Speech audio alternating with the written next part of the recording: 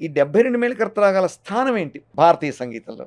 ఎందుకు ఈ ప్రపంచం అంతా మనం చేస్తున్న పని వెంటబడి ఆనందపడుతున్నారంటే, ప్రపంచంలో సంగీతం లేదు, సంగీతం లేదు, సంగీతం లేదు.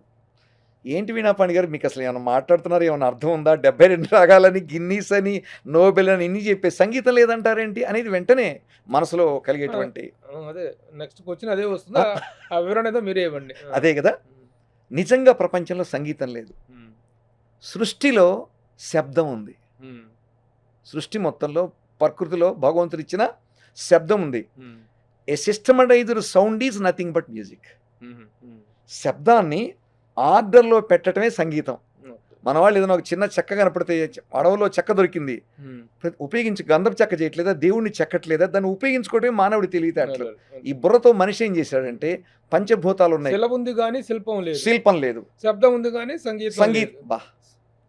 అందుకే ప్రభుగారు ఇలా మాట్లాడగలుగుతున్నారు. ఇంక నేనేం చెప్పక్కర్లా. సెలవుంది గాని శిల్పం లేదన్నారు. హ్మ్. శబ్దం ఉంది గాని సంగీతం కనుక్కున్నారు. ఎట్లా కనుక్కున్నారంటే, హ్మ్. శబ్దం ఎలా పుట్టింది? మూలం అంటే గాలి, నీరు, నిప్పు, భూమి, ఆకాశము.